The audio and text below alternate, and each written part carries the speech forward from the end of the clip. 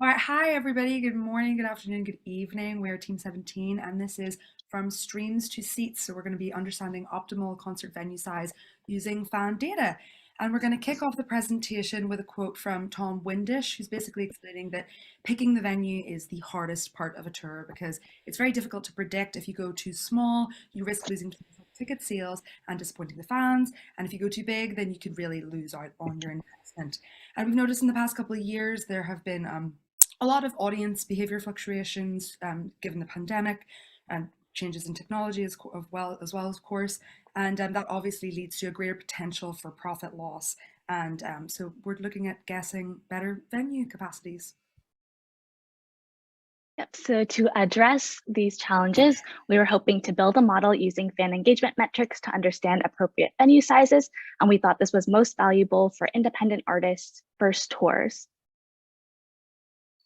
So some of the metrics that we used to define for our model were that independent artists, so on Chartmetric, on unsigned artists, as well as over 1 million monthly listeners, venue size would equal venue capacity, and then defining the fan and their associated metrics, which was Spotify conversion rate, popularity, engagement rate from Chartmetric, and Instagram engagement. Although we wanted to build a predictive model and we had defined our metrics, we did run into some limitations due to some of the data. I'll point out just a couple. With the venue capacity data, a lot of those values were null and they didn't reflect actual attendance. They also didn't account for variation in layouts of venues, especially if they were used for other types of events. And then we also didn't have as much publicly available DSP data like Apple Music engagement. So we did have to pivot. So given these limitations in the data and not having a clear dependent variable for our model, we decided to use clustering to group artists based on these characteristics that we think will tell us something about what their fan base is like, and thus predict the optimal venue size for them. So our steps were to first select our sample, which is about 1,000 unsigned artists, write and run the k-means clustering script, and then find artists with similar combinations of these metrics and compare their venue sizes. So this is just the code. We can come back to this if anyone has questions, but we ended up with 6 clusters. And then these are the results. So on the left, you can see the count for each of the clusters, 0 through 5, which is 6. As you can see, cluster 2 and 4 are outliers. So we're going to disregard those. But for the rest, you can see that each of these have different sort of combinations of like high and low metrics, medium and low, different stuff like that. So for example, cluster 1 has a high Spotify conversion rate, but relatively lower Spotify popularity. Whereas a cluster like 3 has lower Spotify conversion rate, but high Instagram engagement. And we think this will tell us something about these artists' fan bases. These are the same results just visually. As you can see, they take on sort of different shapes depending on which metrics they're strong in, whether that's the size of the audience or the engagement. So to look at our model and test it, we decided to do a case study for Hallie Abadi. So she is an unsigned artist that fit our fan engagement metrics. And from her Songkick data on Chartmetric, it looks like she has very few live performances, and so she's looking to tour. And from our analysis that we determined that Hallie is cluster 3. And then to find the venue average capacities, we found venues of similar artists through Chartmetric, and then averaged the capacity of the 5 most recent venues for each of those similar artists. Similar artists we chose were Sarah Kingsley, Tempex, and Bobby. So, and we found that their average in the first tour was about 920.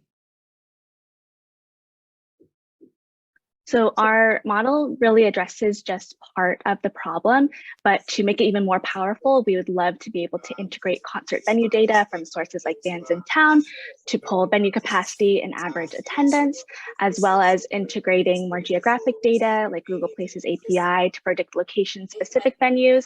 And then we would love to be able to expand our use case to venues so that they can accurately predict capacity and their return on investment of concerts before booking their artists. And that wraps it up for us. We're happy to answer any questions. Good job on keeping the time. All right, judges, now you have 2 to 3 minutes to ask questions. Or at least know how to use this information, especially. I'm so sorry. I just want to ask. I think so. Okay, yeah, I think somebody was on, not on mute. Okay. Just a quick question. How can I ask this? Are you able to pull in search data as well from Google to gauge who's trying to find an artist or where an artist may be popular? I think that's definitely a next step for us. Location was something when we were talking to the mentors that's really big because even though we're finding average venue sizes across the last 5 locations for these artists, they definitely vary depending on how concentrated people's listeners are in different areas.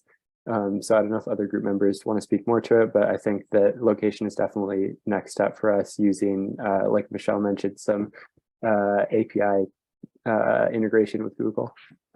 Yeah, the location data definitely swings more, metropolitan cities, so a lot of Bay Area, LA, and we weren't ignoring those smaller cities. The data isn't there, and I don't know if it's more just how they're keeping that data. I'm not sure. One quick thing too I had, which sorry if you already mentioned it, but same question as the last one, which is thoughts on the financial model or how you monetize this. So we were mainly looking at it as like a methodology for someone to use, someone that is maybe, from more of an independent background themselves and has like limited tools and maybe has some data ability to analyze this information. So that's kind of where we were looking at it from, more not necessarily from a service perspective. Yeah.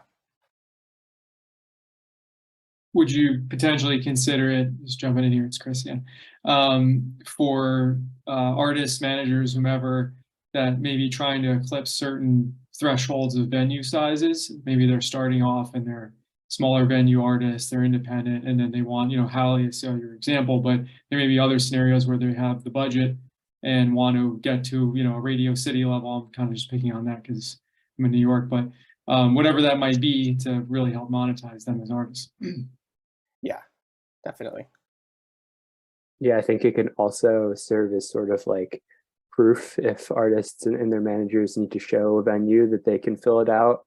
This could be a good first step for that, to show that they cluster based on their fan base with artists who have done that venue before.